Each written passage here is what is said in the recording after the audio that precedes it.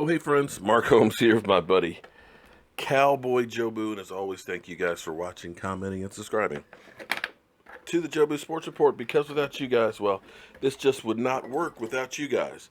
I'm getting ready for our live stream coming up at 9 o'clock Eastern, and we got a lot to talk about. We got our Cowboys trying to make a playoff spot. I can give you the scenarios of what exactly they need to do to get in there. But the word is out. Of course, everybody knows that Carson Wentz has tore his ACL, and he is now set to have surgery on it. Now, the question will be is, of course, he's not going to play for the rest of this season. The question will be is, when will he be ready to play? You might remember RG3, or better known as RG knee, having his knee worked on and trying to come back during training camp, really not being ready. I can remember being down there. That was back when they were talking about all in RG3, and having tore my ACL in high school, I looked at him from practice early on. I said, he's not going to be ready. I can tell that knee is still not together. So typically it's 6 to 9 months, and players have a tendency to try and push it. The problem is when you try and push it too soon, that joint is not necessarily ready to go, and you risk tearing it again or having more and more problems with it not being there. And like I said, I've been through tore ACL back in the Stone Age. You guys all know that I'm old.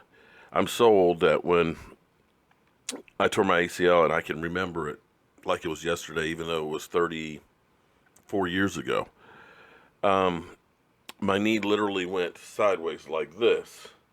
And immediately the pain and everything else immediately swelled up and stuff.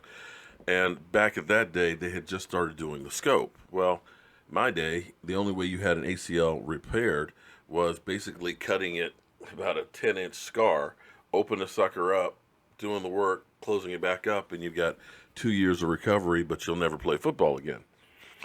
So they opted not to do that with my knee. The problem with that is I don't have an ACL.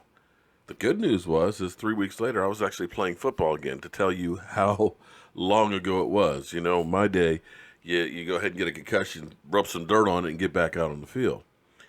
So the question will be is, what are the long-term ramifications for the Eagles? That's going to be an interesting one. So you can pretty much look at him missing all of the mini camps, OTAs, and maybe getting back at the beginning of training camp, maybe not ready to start the beginning of the year. So that's going to be a big blow to the Eagles. Now the question will be is, how good is still Nick Foles? Well, we're about to find out. About that tonight later on, as well as the Dallas Cowboys, of course.